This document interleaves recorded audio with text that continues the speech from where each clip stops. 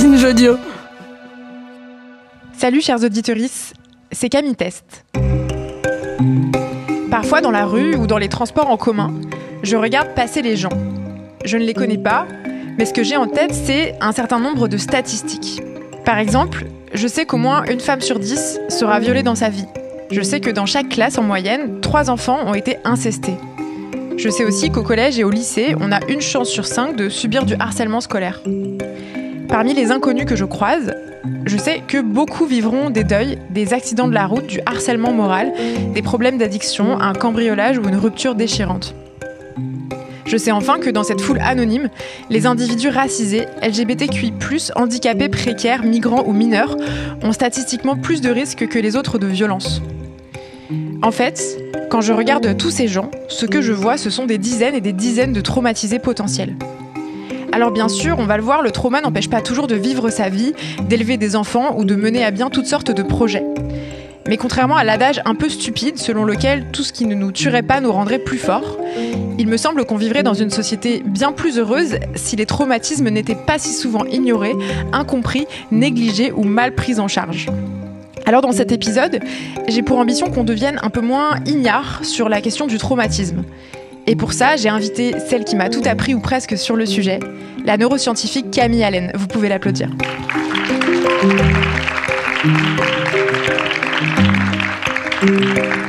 Bonsoir, merci de m'avoir invitée Camille. Avec plaisir. Camille, tu es docteur en neurosciences, en sciences de la vie et de la santé. Tu as été formée aux thérapies comportementales et cognitives, à l'EMDR, ce qui est une méthode de désensibilisation et de retraitement des souvenirs traumatiques. On y reviendra plus tard dans cet épisode. Tu es formée à la yoga thérapie, on en reparlera aussi, et tu es chargée de recherche clinique au sein de l'établissement public de santé de Ville-Évrard, en région parisienne. Ton travail, là-bas, il porte sur la prise en charge non médicamenteuse du trouble de stress post-traumatique complexe. Tu travailles notamment avec des psychologues qui aident les patients à restructurer leur mémoire traumatique. À nouveau, on va y revenir dans un instant. Tu donnes des conférences en neurosciences, tu travailles aussi pour une compagnie d'assurance sur la question des traumas liés à la guerre.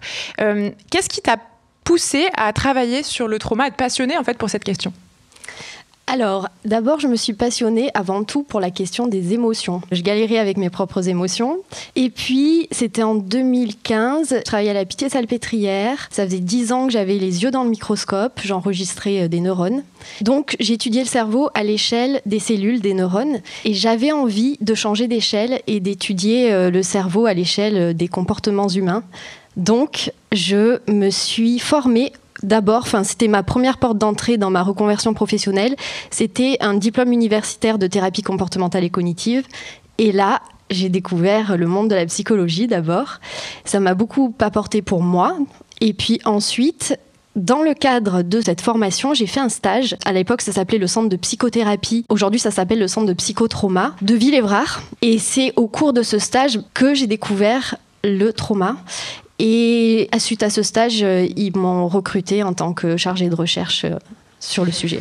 Alors on parle de plus en plus du trauma. Je pense notamment, moi je regarde beaucoup ce qui se passe sur YouTube dans les questions de santé mentale, et depuis quelques années, il y a énormément de contenus, notamment américains, sur le trauma qui font des millions et des millions de vues. Je pense notamment à un médecin canado-hongrois qui s'appelle Gabor Maté, qui parle énormément de la question du trauma. Comment tu expliques cet engouement-là ? Parce qu'en fait, finalement, c'est pas un sujet dont on parlait énormément il y a 10 ans.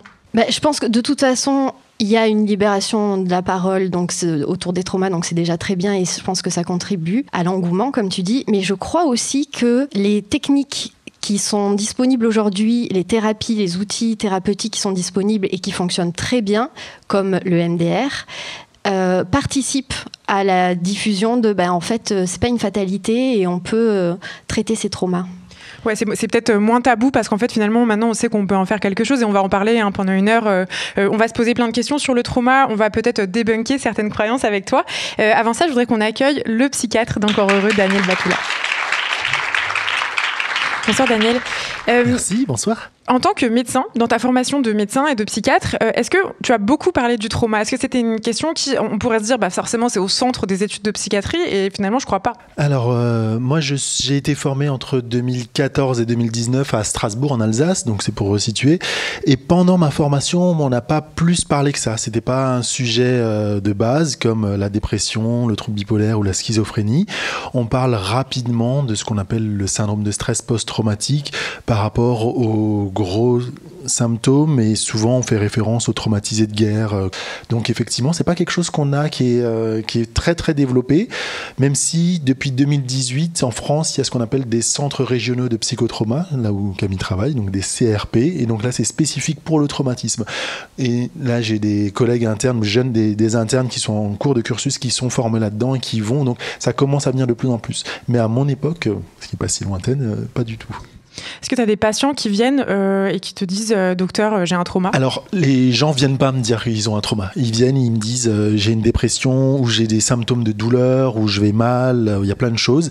Moi, j'ai plusieurs questions types que je leur pose, et au deuxième ou troisième entretien, une fois qu'il y a une bonne alliance thérapeutique, une fois que les gens sont à l'aise et qu'on a travaillé un petit peu leur côté positif, je leur demande spécifiquement s'ils ont déjà vécu des traumatismes dans leur vie, et je leur fais un parallèle avec la douleur pour leur expliquer que c'est quelque chose de très subjectif. Donc je leur explique à chaque fois, je leur dis est-ce que vous avez déjà vécu quelque chose de traumatisant ? Et le traumatisme, c'est un peu comme la douleur. Si vous vous cognez au coin de la table, vous pouvez ne pas avoir mal. Et puis si je me cogne moi au coin de la même table de la même façon, ça peut me faire très mal.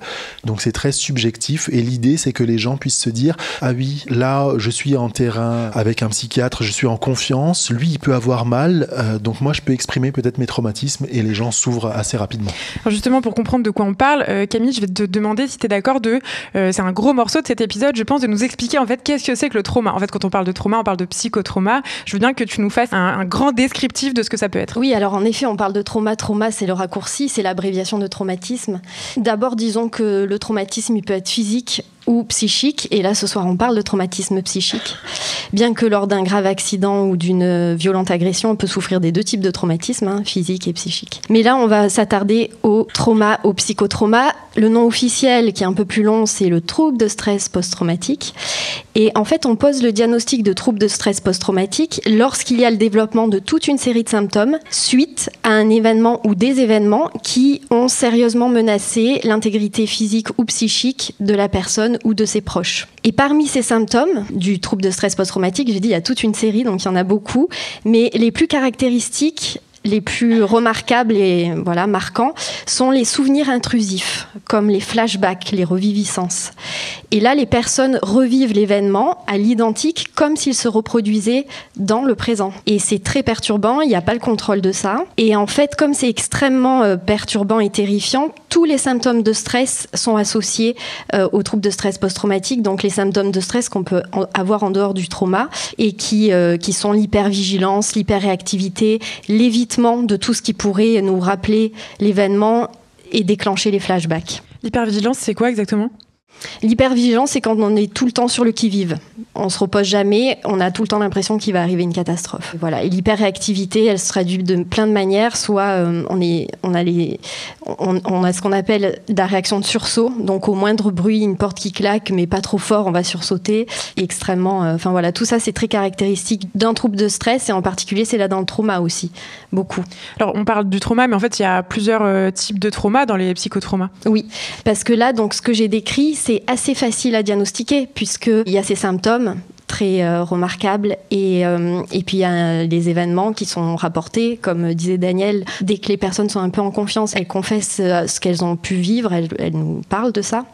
Donc ça, c'est assez facile. Mais si je dis ça comme ça veut dire qu'évidemment, il y a une forme de trauma qui n'est pas facile à diagnostiquer. D'abord parce que tous ces symptômes caractéristiques peuvent ne pas être dominants, voire peuvent ne pas être présents du tout. Et ça s'appelle le trauma complexe. Cette forme de trauma, le trauma complexe, il survient surtout lorsque les victimes subissent des maltraitances pendant des années sans pouvoir y échapper. Et donc ça concerne évidemment les enfants qui subissent des maltraitances au sein de leur foyer. Alors dans de telles conditions de vie, les enfants connaissent des moments de terreur et de détresse si intenses qu'un mécanisme d'autoprotection exceptionnel se déclenche dans leur cerveau. Et leur cerveau va se mettre à produire de très puissantes endorphines qui vont avoir pour effet d'anesthésier physiquement et émotionnellement l'enfant. Donc, grâce à ce système, transitoirement, temporairement, la douleur physique et morale est soulagée.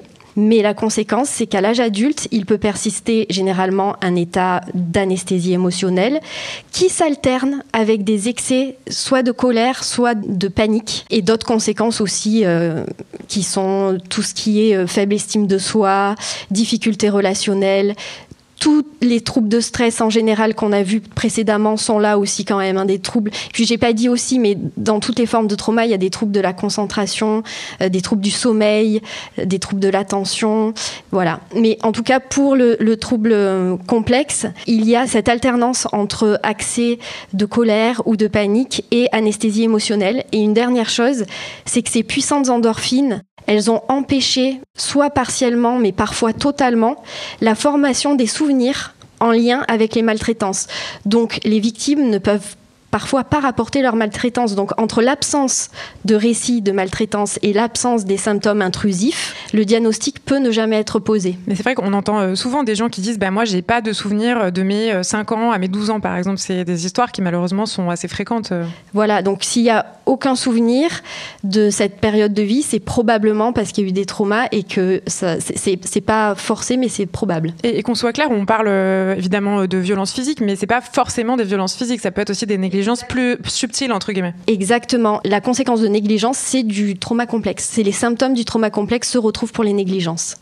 Aujourd'hui, on a tendance, il me semble, à négliger un petit peu le trauma complexe. C'est-à-dire qu'on va beaucoup parler de stress post-traumatique. On a évidemment fait, je sais pas, il y a plein de films sur, par exemple, les gens qui reviennent de guerre ou de choses comme ça. Peut-être moins sur la question des traumas complexes. La plupart des gens connaissent moins ce sujet, je crois. Exactement. Puis, mais en réalité, même la médecine, il est assez récent. Il a été introduit dans la classification internationale des maladies de l'OMS en 2019. Donc, c'est récent. On commence à comprendre ce trauma-là depuis très peu de temps. Est-ce que tu peux nous expliquer la différence entre stress et traumatisme ? Parce que finalement, dans ce que tu décris, on pourrait dire oui, c'est genre des gens très stressés, quoi. Oui, non. Alors la grande différence entre stress et trauma, c'est que dans le trauma, les situations que l'on est amené à vivre sont incompréhensibles, impensables, inimaginables, mais dans le premier sens de ces termes. Et donc ça veut dire qu'en fait, il n'y a pas de réseau de neurones qui représente cette situation dans le cerveau des personnes qui vivent ça. Et en d'autres termes, si je ne parle pas de réseau de neurones, ça veut dire qu'il n'y a pas de situation équivalente ou ressemblante stockée en mémoire dans le cerveau. Donc je comprends bien, on vit une situation et en fait, ça ne nous rappelle rien de ce qu'on a vécu. Donc en fait, on n'a pas le plan, la carte, la map pour savoir y réagir. Exactement. Et du coup, une sorte de bug se produit. Et c'est pas obligé que ce soit nous. Enfin, pour pas être en trauma, il faut avoir en mémoire, stocké en mémoire les situations, même si on les a pas forcément vécues nous-mêmes, mais on a entendu, on sait que ça existe, on l'a peut-être même vu en fiction. Mais le trauma survient quand, je sais pas, il n'y a même pas de fiction qui décrit ce qu'on est en train de vivre.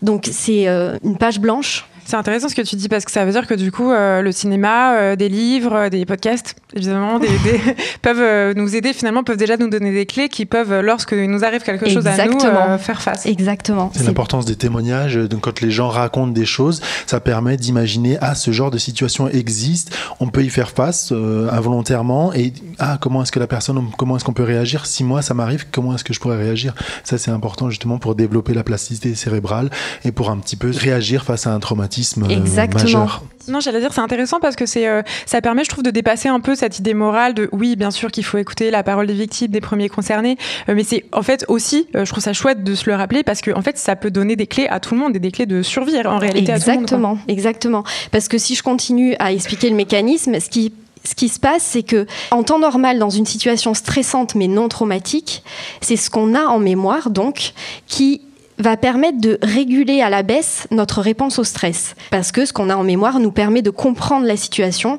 et de savoir à peu près quoi faire, au moins à peu près quoi faire. Dans une situation traumatique, il n'y a pas cette mémoire, donc on est en état de sidération, d'incompréhension, de figement comportemental, c'est-à-dire qu'on ne sait pas quoi faire, on n'a aucune idée de ce qui nous arrive, et donc la réponse au stress ne va pas être régulée.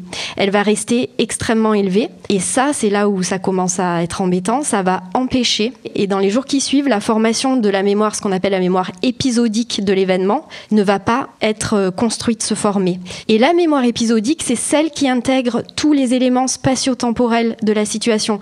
Ça s'est passé là-bas, ça s'est passé dans tel contexte, et ça s'est passé à tel moment, qui maintenant appartient au passé, normalement. Mais comme cette mémoire, elle ne se forme pas pendant le trauma, alors il n'y a pas de notion de passé.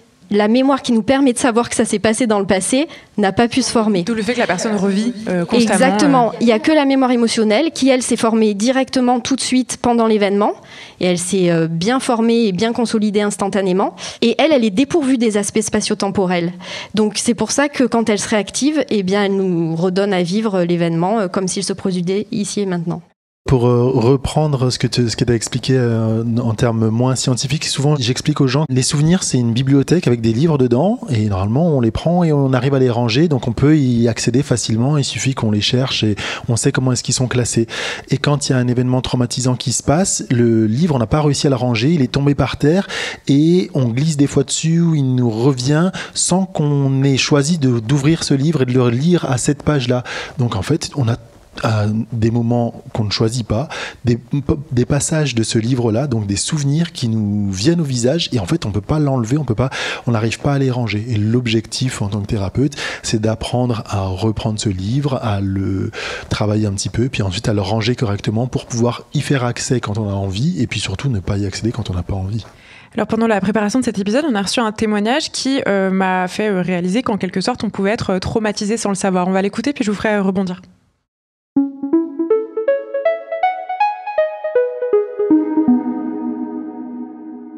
Pendant longtemps, j'étais à 1000 lieues d'imaginer que j'étais quelqu'un de traumatisé.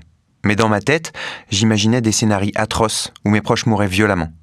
Un jour, j'ai parlé à une psy, on a travaillé à arrêter ces scénarios, et là sont remontés des souvenirs sensoriels, comme des effleurements intrusifs, au niveau de mon pénis, suivis de souvenirs d'inceste.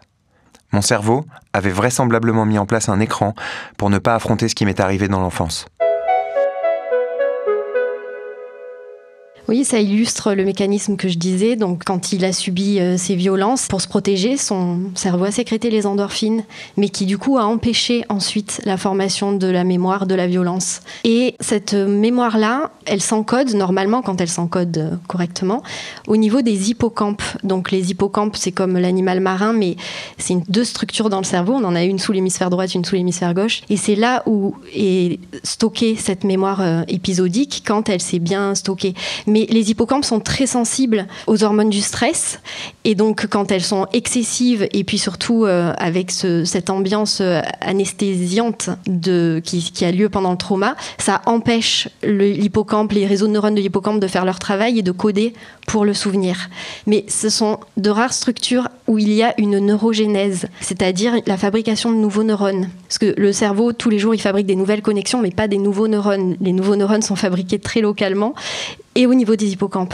Donc ça veut dire qu'on peut récupérer, donc même si les neurones ont été abîmés, au bout d'un moment, la neurogénèse peut remplacer ces neurones abîmés et grâce à la mémoire qui est stockée par ailleurs, la mémoire émotionnelle, elle est stockée dans d'autres structures, il peut y avoir un transfert d'informations et on peut finir par reconstruire la mémoire épisodique qui a été manquante. Et donc là, il a commencé à avoir des levées d'amnésie et il va commencer à fabriquer son souvenir. Donc c'est le début du traitement en fait. Alors ce qui est intéressant, on l'a pas dit, enfin on l'a pas laissé dans ce témoignage, mais c'est que c'est une personne qui est actuellement en thérapie et donc du coup bah voilà, peut-être que c'est aussi du fait de cette thérapie que ses souvenirs commencent à remonter. Ça m'amène à la question suivante. Est-ce que c'est important quand on sent qu'on a peut-être des traumas, d'aller consulter, de savoir qu'on est traumatisé et surtout pourquoi c'est important en fait de pas rester comme ça avec ces traumas? Oui, c'est très important parce que pour plusieurs raisons. D'abord parce que même si il y a cette amnésie traumatique qui fait qu'on n'a pas conscience qu'on a vécu un trauma, il y a quand même un mal-être qui est là. Et c'est du coup le trauma complexe. Hein. J'ai peut-être pas dit, mais dans le trauma complexe, si je l'ai dit quelque part, il y a cette amnésie très forte. Mais il y a d'autres symptômes et des symptômes embêtants. L'anesthésie émotionnelle qui s'alterne avec les accès de colère, c'est dur à vivre. Pour soi et pour les autres. Exactement. En réalité, ce qui va dans le sens de dire, il me semble, une personne traumatisée est souvent aussi potentiellement un élément compliqué pour ses proches. On sait par exemple, selon l'OMS, qu'une personne qui a vécu des violences dans l'enfance a beaucoup plus de chances de les transmettre à ses propres enfants. Exactement. Parce que justement, ces accès de colère, ils peuvent avoir... Ils impactent l'entourage, ils peuvent avoir lieu sur l'entourage, donc notamment les enfants. Donc pour éviter de reproduire ce qu'on a vécu, mieux vaut traiter ces traumas. Et puis, de toute façon, cette amnésie traumatique, c'est une bombe à retardement. Parce que quand il y a une levée d'amnésie, alors il y a tous les symptômes intrusifs avec les flashbacks qui reviennent et qui peuvent être complètement terrifiants et mettre en détresse la personne. Donc mieux vaut anticiper, vérifier, traiter, qu'avoir une levée spontanée d'amnésie et se prendre tous les symptômes intrusifs sans crier gare. Donc ça veut dire quoi ? Ça veut dire, si vous sentez qu'il y a des choses qui sont en train d'émerger, allez consulter plutôt que à la moitié de vos vacances, il se passe un truc complètement dingue parce que vous n'avez pas anticipé, même si évidemment ça doit être extrêmement compliqué dans ces cas-là de se dire ok, je vais aller consulter. Oui, moi je trouve que le meilleur indice, c'est quand même cette dérégulation de l'humeur et des émotions, où on sent qu'on est baladé et que par moments on est complètement en décalage et pas connecté émotionnellement avec les autres, et par moments on est dans les émotions extrêmes.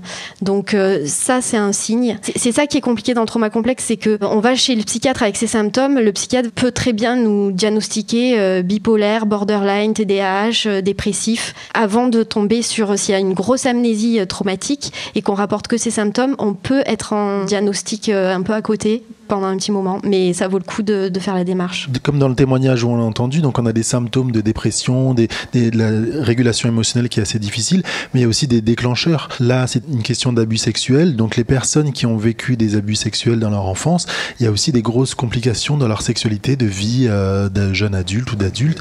Et des déclencheurs comme ça. Si vous avez des choses qui vous terrifient ou des difficultés qui sont un peu inhabituelles, c'est aussi un symptôme, et c'est aussi l'idée de se dire c'est quand même assez étrange que j'ai autant de difficultés à faire quelque chose que la plupart des gens arrivent à faire.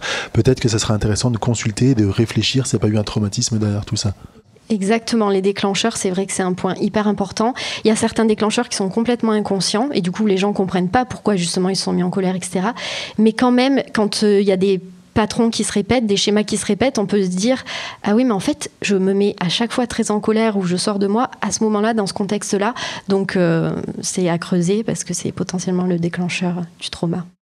Alors sur les causes du trauma, on a écouté un témoignage qui nous parlait d'un acte d'inceste, mais en fait le trauma, ça peut venir un peu de tout un tas de choses différentes, j'allais dire presque tout et n'importe quoi. Je vous propose qu'on écoute plusieurs témoignages sur le sujet.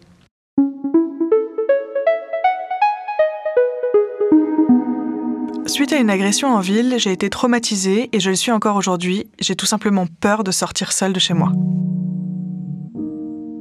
Entre l'âge de 12 ans et l'âge de 20 ans, ma mère a traversé une grande phase de précarité. J'ai dû le cacher à mon père car je voulais encore moins aller vivre chez lui, où je me sentais pas en sécurité émotionnellement. J'ai mis longtemps à comprendre que la précarité, couplée au mensonge et à la solitude qu'elle implique, m'avait profondément traumatisée. Est-ce que ces témoignages disent qu'en réalité tout est potentiellement traumatique ? C'est un peu pour prendre la métaphore sur la douleur quand on se cogne. Oui, mais peut-être ce qu'il faut dire, c'est que un même événement traumatogène peut conduire chez certaines personnes à développer un trouble de stress post-traumatique et chez d'autres pas du tout. Enfin, tout est événement fortement stressant et potentiellement traumatique, mais pas pour tout le monde non plus. Donc il y a des facteurs de risque à développer des traumas et puis il y a des facteurs génétiques aussi. Et par exemple, comme facteur de risque, qu'est-ce qu'on peut avoir ? Justement, les antécédents traumatiques. Par exemple, la personne qui dit qu'elle s'est faite agresser dans la rue et que depuis elle a développé les troubles de stress post-traumatique, peut-être que cette personne a vécu des traumas dans l'enfance, mais dont elle pense pas. Et c'est pour ça que un événement à l'âge adulte va déclencher les troubles de stress post-traumatique. Avec une autre enfance, le même événement n'aurait peut-être pas déclenché les troubles de stress post-traumatique. Est-ce que ça veut dire que du coup on peut se prémunir des traumas, faire tout un tas de choses, mettre en place tout un tas de choses pour, s'il nous arrive quelque chose, être le moins traumatisé possible, ou ça fonctionne pas comme ça ? Non, ça fonctionne pas vraiment comme ça. Ce qu'il faut faire, c'est faire attention à l'enfance, en fait, parce que là, c'est quand même la clé.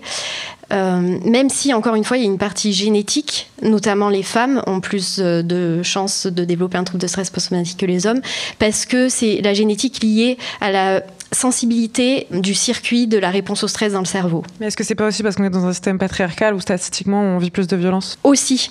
Mais ça, du coup, c'est environnemental. Ça rentre pas dans la génétique. Mais les deux, du coup, pour les femmes, vont dans le sens d'augmenter le facteur de risque. Parce que voilà, mais en fait, nous, c'est vraiment une question hormonale. Hein. C'est nos hormones qui rendent plus sensible le circuit. Et puis aussi, le volume. Je parlais des hippocampes tout à l'heure, cette mémoire épisodique qui, à la fois, nous permet de comprendre les situations et de réguler la réponse au stress pendant un événement, mais aussi cette mémoire qui nous permet, après un événement, d'apaiser, de réguler la mémoire émotionnelle si elle s'est bien formée.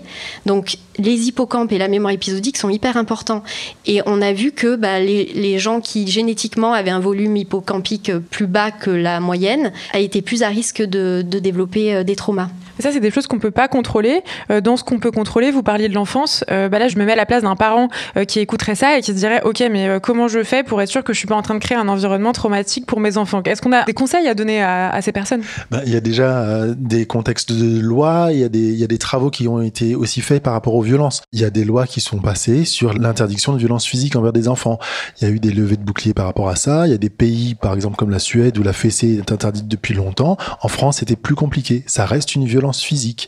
C'est quelque chose, même si ça peut paraître anodin pour certains parents ou certaines personnes, ça reste un événement qui peut, même s'il arrive qu'une fois, ça peut être traumatisant, mais en général, c'est parce que ça arrive régulièrement, ou ça arrive de façon assez régulière, ça fait un trauma, et ça fait ce qu'on appelle un trauma complexe, parce que l'enfant va intégrer ça comme une situation assez banale. J'ai une patiente la semaine dernière qui me dit « Mais j'ai pas vécu de traumatisme, mais mes parents, ils avaient tendance un peu à me dénigrer, et puis bon, des fois j'avais des claques un peu, mais je comprenais pas toujours pourquoi est-ce que ça arrivait. Et puis bon, au final, maintenant j'ai un peu peur, je suis un peu en hypervigilance tout le temps. » Bah oui, parce qu'en fait, quand vous étiez enfant, vous étiez déjà en hypervigilance parce que vous saviez pas ce qui allait se passer, vous saviez pas si vous alliez avoir une claque ou pas, et donc ça crée quelque chose. Donc cette question par rapport aux violences, on peut déjà se dire, ok, la violence physique, c'est une des premières choses à éviter. Puis après, il y a aussi de la violence verbale, hein, quand on insulte des gens, quand on les rabaisse de façon régulière et systématique, ça crée une mauvaise estime d'eux, ça crée un trauma complexe à nouveau, et donc là, les gens vont développer à l'âge adulte des dépressions, ce genre de choses, parce que on leur a toujours rabaissé, on les a toujours dénigrés. Voilà. On peut parler d'autres types de violences qui ont l'air plus graves ou qui vont plus marquer, hein, si on vous enferme dehors, si on vous prive de nourriture, et ainsi de suite. Là, les gens vont avoir beaucoup plus ils vont y faire attention, ils vont le rapporter plus rapidement. Mais des violences ordinaires, ce qu'on appelle des violences ordinaires, ou la négligence, donc quand on ne prend pas suffisamment soin des enfants, quand si c'est des bébés, on change pas leur couche, on les laisse dans leur pipi et dans leur caca, ou si c'est des jeunes enfants et on leur change pas leurs vêtements, on les aide pas pour se laver et ainsi de suite, c'est de la négligence parentale, et ça crée du trauma au fur et à mesure que ça rentre dans le cerveau de l'enfant. Mais le problème, c'est que les parents qui se posent la question comment éviter que mon enfant soit traumatisé, c'est pas ceux-là qui sont les plus maltraitants, les plus négligents, justement. Mais il y a des choses sur lesquelles on peut travailler en tant qu'individu. Après, il y a aussi des contextes sociaux. On sait par exemple que des personnes en situation de précarité, ou des femmes ou des personnes racisées, des personnes minorisées, statistiquement ont plus de trauma. Vous pouvez pas décider de sortir de la précarité comme ça pour éviter le trauma en réalité. Oui, mais après, c'est pas non plus une fatalité. C'est pas parce qu'on est précaire que on grandit dans un environnement traumatisant. Hein. C'est pas la pauvreté qui est traumatisante. C'est-à-dire, c'est hyper important de le rappeler aussi que en fait, c'est comme d'autres sujets, les violences, l'inceste, l'alcoolisme, etc. Tous les milieux sont touchés, évidemment. Tout à fait. Et plus on est sujet à des discriminations, à du harcèlement, parce qu'une discrimination, ça entraîne du harcèlement. Si vous êtes le seul petit enfant à avoir des lunettes dans une classe, en général, vous allez avoir des surnoms, des choses qui vont revenir, et ça peut être quotidien. Si vous êtes le seul petit enfant à pas avoir des vêtements de marque dans un endroit où il y a que des enfants qui ont des vêtements de marque, ça va au fur et à mesure, ça peut déclencher quelque chose, ça peut provoquer quelque chose. Donc effectivement, le contexte dans lequel on vit sociétal peut entraîner aussi des traumas complexes. Donc c'est aussi important de s'en rendre compte et de voir dans quel environnement on a grandi. C'est intéressant ce que tu dis sur les vêtements de marque, parce que pour moi ça dit quelque chose de plus général, qui est la question de la hiérarchie en fait. Dès lors qu'on est dans une société verticale où on se hiérarchise, notamment par rapport à l'argent, les marques, etc., on crée potentiellement des traumas. Non, mais moi je fais l'avocat du diable, mais c'est pas parce qu'on n'a pas de vêtements marque et qu'on en souffre à l'école qu'on va forcément développer un trauma. Ça dépend aussi de l'ambiance qu'il y a à la maison et de ce qu'en disent les parents et de comment les parents accompagnent l'enfant face à cette différence qu'ils peuvent vivre aussi. Alors dès lors qu'on a admis, par exemple, l'existence d'un trauma dans sa vie, se pose la question de qu'est-ce qu'on en fait ? On l'a évoqué un petit peu, on va continuer juste après.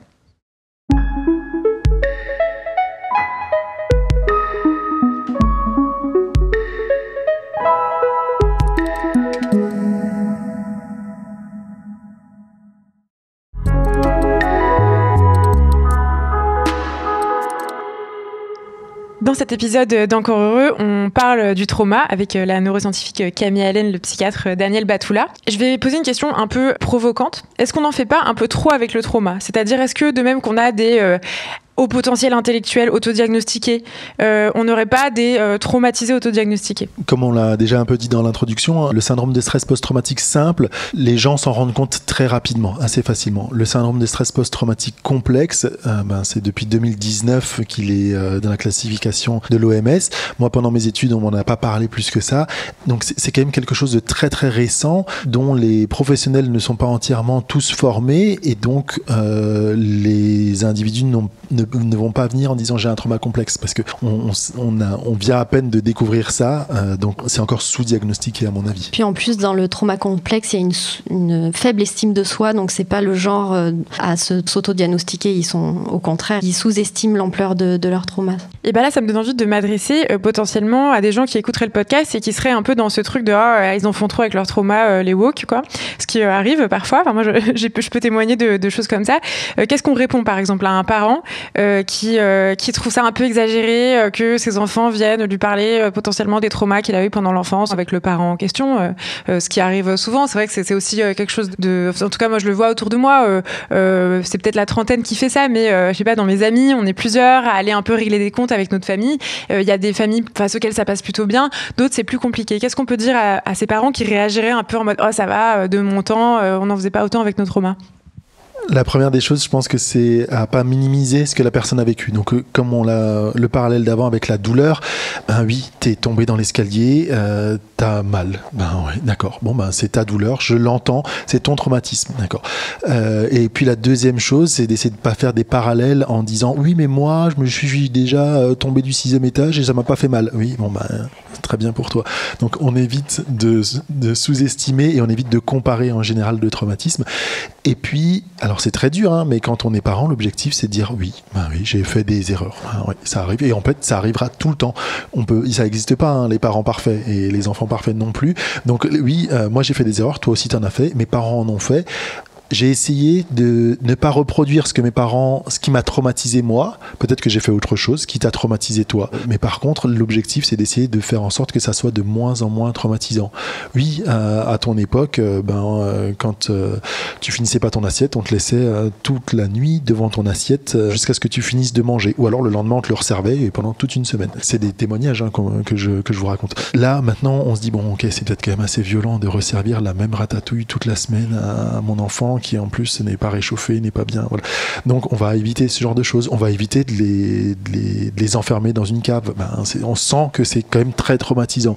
On va peut-être leur parler mal, mais on va pas être violent dans la violence physique. On va réaliser que la violence physique, c'est ce qui est très fort, et donc on va dire, ok, on va essayer de diminuer le stade de violence en se disant, bon, voilà. Alors en 2019, il y a une étude de Peyton Jones, qui est chercheur à l'université de Harvard, qui s'est intéressé à une petite solution qu'on met en place de temps en temps vis-à-vis de la question du trauma, ce sont les trigger warnings. Donc les trigger warnings, ce sont ces mentions qu'on met avant certains contenus pour prévenir que le sujet est potentiellement traumatique. On le voit beaucoup sur les réseaux sociaux notamment. Et son étude montre qu'en réalité, cette solution-là, en tout cas cet outil-là, il est pas forcément très efficace, voire contre-productif. Il montre notamment que ces précautions pourraient renforcer de manière un peu antithérapeutique le fait que les survivants voient leur traumatisme comme un élément central de leur identité. Si ça vous intéresse, je vous renvoie à un article de Slate très intéressant qui a été écrit par une personne qui s'appelle Shannon Palus.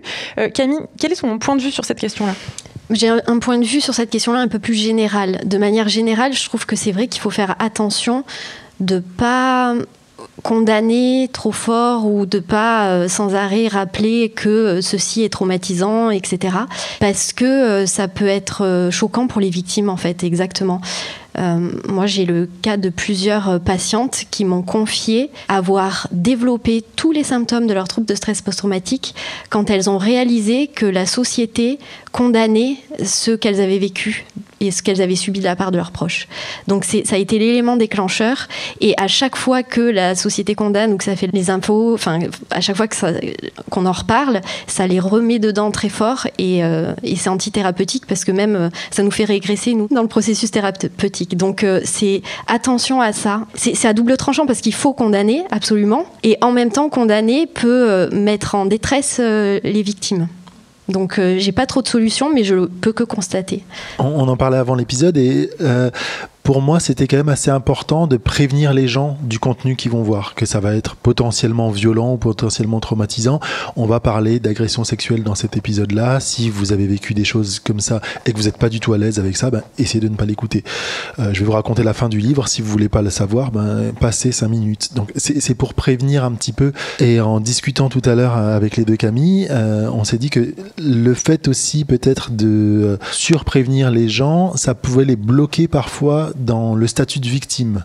Quand on a vécu quelque chose de très difficile, on passe dans un stade de victime parce qu'on se rend compte que ce qu'on a vécu, c'était pas normal, et qu'on doit avoir une réparation par rapport à ça. Mais rester dans un statut de victime tout le temps, ça ne fonctionne pas, ça nous paralyse. Il y a un moment donné où il faut réussir à sortir de ça. Il y a une réparation qui peut être faite par de la société, par des condamnations, par de la discussion, par plein de choses. Et une fois qu'on arrive à réparer ça, on sort de ce stade de victime-là, et ensuite on reprend une vie plus habituelle, et on arrive à avoir moins de symptômes et à avoir plus de choses et moins de dépression. Alors justement, ce que montre aussi cet article sur les trigger warnings que je citais à l'instant, c'est que finalement, si le contournement marche pas forcément, ou en tout cas est totalement imparfait, évidemment, on peut pas faire en sorte que les gens vivent dans un monde où il n'y a plus rien qui les réactiverait dans leur trauma. Ce qui fonctionne, évidemment, ça paraît assez logique, c'est un accompagnement thérapeutique pertinent, efficace, conséquent. Et justement, en France, est-ce que on est en mesure de fournir un accompagnement correct ? On va se poser la question juste après ce témoignage.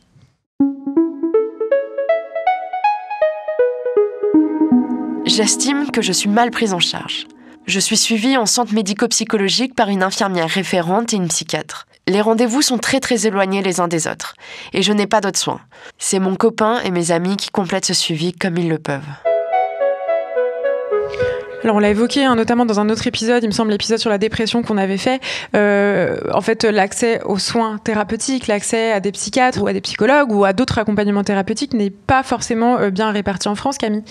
Oui, c'est très représentatif de la situation, qui est que dans les structures publiques, il y a plus de demandes que de thérapeutes disponibles. Il y a des listes d'attente terribles. Après, il y a beaucoup de thérapeutes qui sont formés au trauma, qui travaillent en libéral, mais là, c'est un gros budget pour se faire accompagner. Donc, c'est un problème. Et comme on l'a dit encore une fois, le syndrome de stress post-traumatique complexe, c'est quand même très récent, même pour les thérapeutes. Et donc, s'ils n'ont pas eu le temps de se former, ou s'ils sont peut-être un peu moins intéressés par cette question-là, plutôt que par le spectre 32 de la schizophrénie, ils vont aussi pouvoir... des fois, ils sont en difficulté parce qu'ils se disent, qu'est-ce qu'il faut que je choisisse comme formation, et ainsi de suite. Mais oui, c'est aussi bien l'accès aux soins que parfois les praticiens qui ne sont pas formés. Et il y a aussi une difficulté, c'est que quand on est praticien et qu'on n'est pas formé, c'est aussi très difficile de dire en fait je ne peux pas vous aider moi, je vous conseille d'aller voir quelqu'un d'autre. C'est très difficile pour des médecins en général de dire qu'ils ne savent pas. Et parce qu'on est éduqué à ça, on est éduqué à savoir, on est éduqué à ce que le patient vienne nous voir, on répond à la question, on sait. Et même si des fois on ne sait pas, les gens vont plutôt répondre n'importe quoi ou mal répondre plutôt que dire je ne sais pas. C'est très difficile pour tout le monde de dire que je ne sais pas, mais c'est important de pouvoir dire je ne sais pas ou je ne suis pas suffisamment formé, je vous oriente plutôt vers d'autres collègues. Je voulais simplement, en un mot, parce qu'on parle de la question d'accès aux soins, rappeler que ces temps-ci, en France, il y a un débat sur la suppression de l'AME, donc l'aide médicale d'État pour les personnes étrangères, que les personnes étrangères peuvent être aussi des personnes qui arrivent de parcours de migration qui peuvent être extrêmement traumatiques. Et donc là, en fait, on se retrouve dans un hiatus. C'est une question très politique qui est comment peut-on laisser des personnes... cette loi n'est pas passée, l'AME n'a pas encore été supprimée, mais il n'empêche que c'est important de se rappeler que c'est aussi ça, la conséquence que ça peut avoir, c'est qu'on va laisser potentiellement des personnes polytraumatisées sans outils, sans accès à des accompagnements corrects sur ces questions. Camille, Allen, toi, tu travailles avec le yoga et l'EMDR c'est une méthode d'accompagnement du trauma qui a fait ses preuves. Est-ce que tu veux bien nous expliquer comment ça fonctionne, pourquoi le yoga, pourquoi l'EMDR ? Alors, les deux sont complémentaires. Avec l'EMDR, donc EMDR, on n'a pas encore dit ce que ça voulait dire. Eye Movement Desensitization and Reprocessing, ce qui veut dire en français désensibilisation et retraitement du souvenir traumatique par le mouvement des yeux. Donc historiquement, en effet, c'était avec un balayage du champ visuel droite-gauche où on devait suivre la cible qui balaye avec nos yeux pour faire le job, je vais expliquer lequel, dans le cerveau. On a gardé ce nom, mais en réalité, peu importe la modalité sensorielle, l'idée c'est qu'il faut stimuler le cerveau, l'hémisphère droit, l'hémisphère gauche en alternance avec une certaine fréquence. Et donc ça peut être, oui, un balayage oculomoteur, mais ça peut être aussi des sons droite-gauche dans les oreilles ou du tapping sur le bout des genoux, on tapote à un certain rythme. Et on fait ça quand et pourquoi ? On fait ça avec la consigne que la personne démarre avec le souvenir traumatique et on stimule comme ça bilatéralement le cerveau. Et si on a la bonne fréquence, c'est assez rapide. Alors là, ça active les mécanismes de plasticité neuronale qui vont permettre de construire le souvenir, la mémoire épisodique dans les hippocampes. Et ensuite, simultanément, dès que ça s'est fait, ça affaiblit la mémoire émotionnelle, en tout cas de la charge émotionnelle. Le trauma est un souvenir, certes un mauvais souvenir, mais il n'est plus aussi vivace et il est dans la mémoire autobiographique épisodique. Est-ce que de façon un peu simplifiée, on peut dire que l'EMDR permet en gros de faire sauter le souvenir du trauma de la mémoire émotionnelle qui nous fait beaucoup réagir à la mémoire biographique où on est un peu plus neutre vis-à-vis d'elle ? Alors, ça ne le fait pas sauter. Il restera en mémoire émotionnelle, mais en tout cas, il sera lui aussi, la mémoire émotionnelle, c'est comme si, quand on va y repenser, on aura une émotion, mais elle sera plus du tout extrême, ce sera plus des reviviscences, ça sera énormément atténué, ça sera juste la couleur associée à ce souvenir, la couleur émotionnelle, mais ce sera plus extrême grâce à la mémoire épisodique. Alors justement, avant d'en arriver là, en fait on pourrait se dire super, on prend une personne qui a un trauma, puis on lui fait le EMDR et en 4 jours c'est fini. En réalité, pour arriver à être capable de faire de l'EMDR, c'est pas si simple. Alors tu utilises d'autres pratiques pour y arriver, est-ce que tu peux nous expliquer ? Pour le trauma complexe, se confronter aux souvenirs traumatiques, c'est terrible. Donc l'idée, c'est pour faire en sorte que les personnes restent dans leur corps présentes avec nous pendant qu'on les désensibilise, qu'elles aient qu'une partie de leur cerveau qui aille dans le souvenir pendant qu'elles restent avec nous présentes. Il faut faire un gros travail psychocorporel et ça, le yoga le fait très bien. Donc finalement, on fait du yoga pour avoir la force et le courage de rester là pendant qu'on va aller dans le souvenir traumatique et le travailler. En quoi le yoga permet ça ? Le yoga, il y a plusieurs outils. On travaille le corps, la posture, les mouvements. On travaille le souffle et on coordonne les deux, on combine les deux. Et puis, il y a une posture mentale aussi. On travaille où poser son attention, comment la poser. Et c'est tout ça qui fait le travail, mais on peut un peu décortiquer. Et par exemple, pour tout ce qui est, oui, quand même, j'ai dit on travaille, on retrouve force et confiance pour affronter le souvenir traumatique, mais parce que oui, on diminue le stress avec le yoga. Et quel est l'outil qui permet le plus de diminuer le stress dans l'outil yoga ? Ça va être la respiration.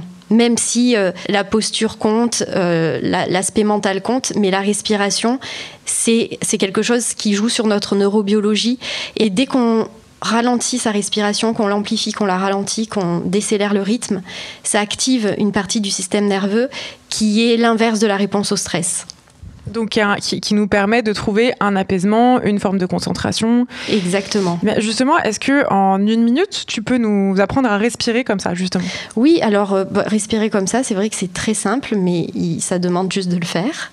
Donc là, je vais vous inviter simplement à peut-être, pour bien respirer, pour pouvoir bien mobiliser le diaphragme dans tout son degré de liberté, vous pouvez vous asseoir vers l'avant de la chaise et décoller le dos du dossier et commencer par... comme si vous poussiez un peu la chaise, elle ira pas plus bas, mais ça va ériger le dos. Essayez d'avoir les 2 plantes de pied bien ancrées au sol, les 2 pieds largeur du bassin. Et donc comme ça, on a une assise où on dit en yoga qu'on a le buste fier, la tête humble. Donc on continue à monter le dos pour pouvoir bien mobiliser le diaphragme. Et au départ, juste simplement, c'est observer sa respiration telle qu'elle est, sans vouloir forcément la changer. Et observer sa respiration, ça peut vouloir dire sentir l'air qui rentre et sort par les narines. Il rentre à chaque inspire, il ressort à chaque expire, réchauffé. Mais ça veut aussi dire observer, en plus de l'air, observer les mouvements de la cage thoracique et de l'abdomen. Observer qu'il y a une petite expansion à chaque inspire de la cage thoracique et de l'abdomen. Et puis, à chaque expire, au bout de chaque expire, l'abdomen et la cage thoracique reviennent à une posture de repos. Et là, comme vous êtes dans une respiration courante, normale, cette respiration, elle est toute petite. Les mouvements sont peu amples et c'est normal. Maintenant, ce qu'on va essayer de faire, c'est qu'on va allonger la respiration et on va amplifier le mouvement. Donc, tranquillement, lentement, on inspire un peu plus longtemps et on va au bout de son inspire, comme si on voulait rendre la cage thoracique un peu plus grande, un peu plus large. Et après, on fait pareil à l'expiration. On va au bout de son expiration jusqu'à ce qu'on sente qu'on comprime un peu le diaphragme à l'intérieur dans la cage thoracique, qui remonte vers la cage thoracique. Et comme ça, on continue, inspire, expire profondément et lentement, tranquillement. Et là, quand vous faites ça, si vous arrivez à tenir un rythme de respiration lente et profonde, où vous vous appliquez à ouvrir la cage thoracique à chaque inspire et aller au bout de vos expires, alors vous activez le système nerveux à la fois sympathique et parasympathique. Le système nerveux sympathique, c'est celui qui est responsable de la réponse au stress, mais à chaque fois que vous expirez, vous activez profondément le système nerveux parasympathique qui annule la réponse au stress. Et au bout de 5 minutes de cette respiration, c'est le parasympathique qui a gagné et qui s'est installé. Donc vous pouvez faire une dernière respiration lente et profonde. Et ensuite, vous pouvez ouvrir les yeux, bouger, remobiliser le corps et vous installer. Et peut-être vous êtes un tout petit peu plus apaisé qu'il y a 2 minutes. Cet exercice de respiration, c'est aussi ce qu'on appelle la cohérence cardiaque. Donc, la cohérence cardiaque, c'est des exercices de respiration qu'on propose aussi, que je prends. En tout cas, moi, je le propose régulièrement aux patientes qui viennent me voir. Il y a 2 utilisations. C'est dans un moment stressant, avant un examen, avant un podcast. On fait quelques moments de respiration. Et puis, on s'est rendu compte aussi par des études que de le faire de façon très régulière, 2 à 3 fois par jour, pendant quelques minutes, ça diminue notre réponse au stress de façon majeure pour tous les événements qui peuvent se passer ou de notre stress de base. Donc on va être moins anxieuse ou on va être moins stressé par des événements qui vont pouvoir se passer. On va avoir une meilleure tolérance à ça. Pour gérer cette cohérence cardiaque, pour vous accompagner là-dedans, il y a plein d'applications qui existent, qui sont des applications gratuites. Vous pouvez les télécharger. Il y a une petite balle qui monte et qui descend. Vous pouvez régler l'intensité. Vous inspirez quand elle monte, vous expirez quand elle descend. Il y a une petune voix, une petite musique, si vous voulez. Voilà, il y a plein de paramètres. Et c'est quand même très utile et très aidant. Et ça permet en fait d'avoir une Camille dans sa poche qui nous propose l'exercice. Juste dans un souci de remettre la question de la cohérence cardiaque sur une frise historique, c'est en fait totalement issu du yoga, des pratiques qu'on appelle de pranayama. C'est important de le dire aussi parce que c'est des pratiques en fait qui sont très anciennes, qui ont des centaines voire des milliers d'années qu'on faisait depuis très très longtemps, que parfois on a l'impression de réinventer un petit peu la roue en disant cohérence cardiaque, mais en fait ça existe depuis très longtemps. C'est simple et en fait ça change tout. Exactement. Et puis peut-être on peut rajouter 2 effets assez notables du yoga pour le trouble de stress post-traumatique. C'est toutes les consignes où on demande aux personnes d'observer leurs sensations musculo-articulaires, leurs sensations viscérales, tout ce qui est là, sans jugement, sans analyser, sans juger. Il n'y a pas de sensation juste, il n'y a pas de sensation fausse. Et même si on ressent de l'inconfort, on reste dans l'observation, on essaye d'accueillir, d'accepter sans jugement. Et ça, pour les traumatisés complexes, c'est énorme. Les patients en général n'avaient jamais envisagé de s'observer autrement que en se critiquant. Le corps est soit oublié, soit vécu comme douloureux. Et donc cette invitation à s'observer sans jugement, sans critique, de façon neutre, avec une curiosité bienveillante même, elles nous font tout un retour là-dessus en fait. Sur mais jamais on m'avait fait cette proposition, mais ça change beaucoup de choses. Et après elles le généralisent, même dans leur vie quotidienne, même lors des parfois certains échanges interpersonnels pas agréables, elles se placent en observatrice, elles regardent ce que ça leur fait et elles acceptent l'inconfort, même si c'est inconfortable justement. Donc voilà. Et le deuxième et dernier, c'est lié à un phénomène qui est décrit en neurosciences qui s'appelle la cognition incarnée, c'est-à-dire que notre système cognitif est indissociable du corps et aussi, la plupart du temps, c'est notre état mental et nos émotions qui vont impacter comment on se tient et notre posture. Donc, si on a peur, on va se recroqueviller. Mais il faut savoir que si, à la place de se recroqueviller, on se redresse, et en yoga, on travaille énormément le redressement de l'axe tête, cou, tronc, alors le corps va envoyer des signaux jusqu'au cerveau de redressement, et cette histoire de prendre le buste fier, ça va permettre de se sentir confiante, fière, et ça va restaurer la confiance en soi. Donc, c'est pas du tout négligeable l'effet de la posture sur l'état mental et les émotions. C'est ce qu'on appelle la cognition incarnée. Sur la question justement de l'utilisation du corps pour affronter les traumas, je vous renverrai à un livre que tu connais très bien, Camille, qui est un livre qui s'appelle Le corps n'oublie rien, d'un auteur qui s'appelle Bessel van der Kolk, qui lui étudie le yoga, mais aussi tout un tas d'autres pratiques corporelles, je pense, ou psychocorporelles, les percussions, la danse, le théâtre, et de choses aussi traditionnelles qu'on utilise dans plein de pays dans le monde, et en fait qui sont des pratiques qui ont fait leurs preuves, ou en tout cas qui sont des pistes très très intéressantes, et qui sont aussi un clin d'œil à ceux et celles qui pensent que finalement tout se passe dans la tête. En réalité, le corps est très utile, et repasser par le corps peut être très utile pour appréhender ce genre de choses. Exactement. Ne plus avoir peur de ses sensations corporelles et se réconcilier avec le corps, c'est fondamental avant de travailler les souvenirs traumatiques. Et on voit que si les souvenirs traumatiques ne sont pas correctement enregistrés, c'est le corps qui va s'exprimer. On va exprimer des douleurs, on va exprimer des impotences fonctionnelles, on va avoir du mal à faire certains gestes, ou on va avoir des mal au dos, on en a plein le dos, il y a plein d'expressions comme ça dans le langage français qui expriment qu'en fait le corps, si vous n'arrivez pas à résoudre quelque chose qui vous a marqué psychologiquement, c'est le corps qui va s'exprimer. Et reprendre un petit peu confiance en son corps, ça permet aussi de pouvoir traverser tout ça et de réexprimer. Alors pour terminer cet échange, j'ai demandé à une personne que je connais qui a un parcours traumatique des pistes de comportement à avoir ou non avec une personne traumatisée, parce que finalement c'est souvent aux personnes concernées qu'on peut demander ce genre de choses, et j'avais envie de vous les partager parce que j'ai aussi envie qu'on reparte de là avec un peu des pistes de comportement ou des choses où on sait que voilà, si on veut être de bons alliés pour les personnes qui ont été confrontées à des traumas, autant savoir un peu concrètement quoi faire. Je vous les partage, vous en rajoutez si vous voulez, vous me corrigez si vous n'êtes pas d'accord, on va voir ce que vous en dites. Évitez les conseils non sollicités, fais ci ou ça, surtout si on n'y connaît rien. Demandez le consentement, même dans des situations qui n'ont pas de rapport avec le trauma initial, et notamment sur la question du toucher. Ne pas imposer des contenus, films, livres, discussions détaillées qui ressemblent au trauma de la personne. Encore faut-il savoir qu'il y en a un, évidemment. On l'a dit un peu tout à l'heure aussi, mais ne pas minimiser le ressenti, c'est-à-dire ne pas dire par exemple ne te mets pas dans cet état, ça va, il se passe rien. Ne pas forcer la personne à raconter ce qui lui est arrivé. C'est bête, mais en fait, il peut y avoir aussi une curiosité un peu malsaine parfois, et peut-être qu'on peut éviter ça.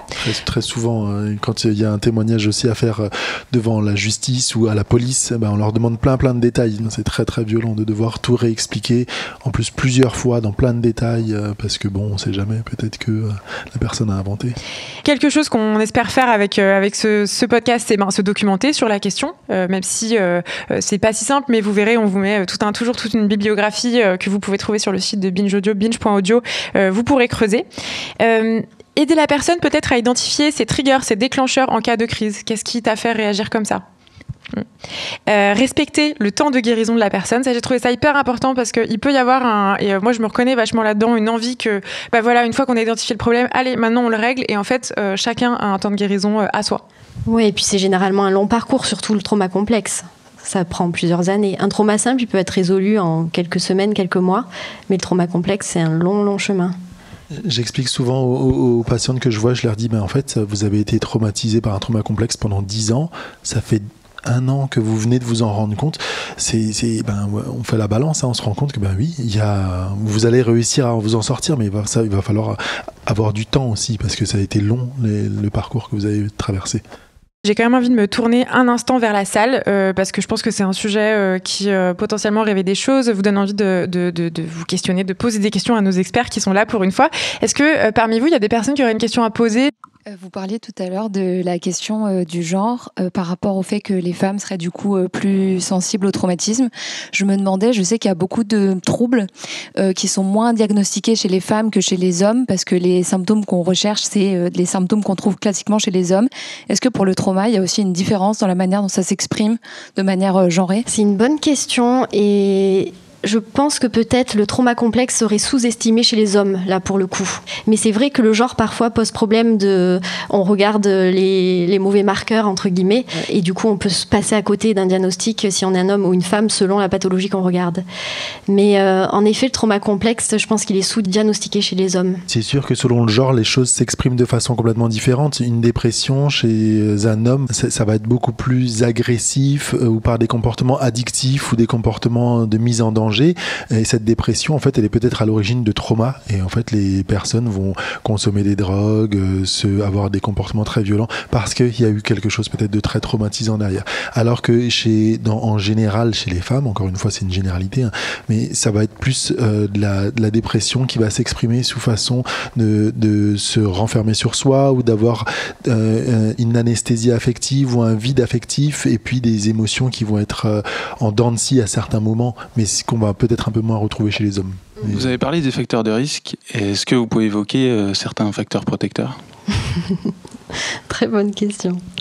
Déjà, avoir eu une enfance non maltraitante, avoir eu une bonne figure d'attachement, avoir grandi dans un environnement sécure.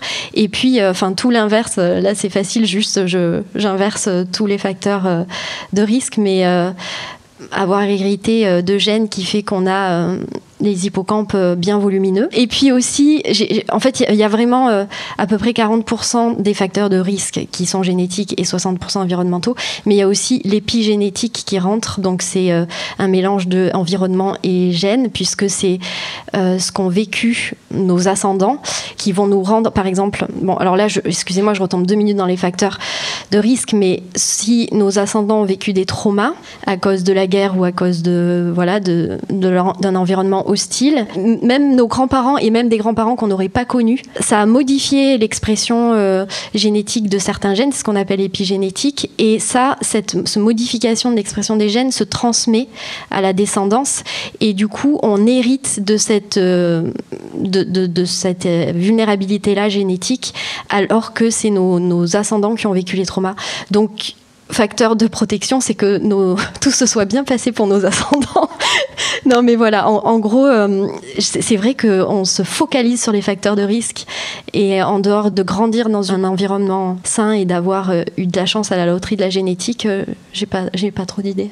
Comme il y a cette loterie de la génétique, ce qui serait intéressant déjà, c'est d'essayer de comprendre dans l'environnement dans lequel ont grandi nos parents et nos grands-parents, juste pour un petit peu resituer les choses et se dire, ok, j'ai peut-être une vulnérabilité génétique parce qu'il y a eu ces traumatismes-là, comme on le fait pour les cancers du sein. Si vous avez 5 femmes dans votre famille qui ont un cancer du sein, vous allez faire des dépistages beaucoup plus fréquents et de façon beaucoup plus régulière. Donc là, c'est aussi la même chose, se dire, j'ai peut-être une vulnérabilité au traumatisme parce que j'ai des grands-parents qui ont vécu la guerre et qui ont été déportés. Voilà. Donc ça, c'est déjà se renseigner. Et puis l'autre chose, c'est on a parlé de l'environnement, si l'environnement est assez négatif, ça va être délétère. Par contre, on peut essayer de construire un environnement autour de nous bienveillant. Dans un témoignage, il y avait quelqu'un qui a dit, le CMP, il n'y a pas de professionnels qui sont suffisamment là, et c'est mon copain et mon entourage amical qui m'aident. Et donc c'est ça, c'est avoir des personnes autour de nous qui, quand on va leur parler de choses traumatisantes, ne vont pas minimiser ce que je vais raconter, vont être là pour écouter et vont croire et vont valider ce que je vais raconter, et ainsi de suite. Donc ça, s'entourer de personnes bienveillantes, ça peut être une bonne chose. Facteur protecteur important, oui. Même à l'âge adulte, du coup, avoir un environnement d'entourage bienveillant. C'est souvent la conclusion de ce podcast, c'est la question du groupe, de la communauté. On a parlé plusieurs fois de Community Care, et c'est sur ça qu'on conclura cet épisode. Camille Allen, Daniel Batoula, merci infiniment pour cette conversation. Je vous renverrai au site de Binge Audio, binge.audio, aux réseaux sociaux d'Encore Heureux podcast sur Instagram. Merci à la Gaieté Lyrique, évidemment, pour leur accueil. Merci au public d'avoir été là. L'émission a été réalisée par Tila et Ravu, produite par Charlotte Bex. Les témoignages ont été lus par Charlotte Bex et Alban Philly. À bientôt.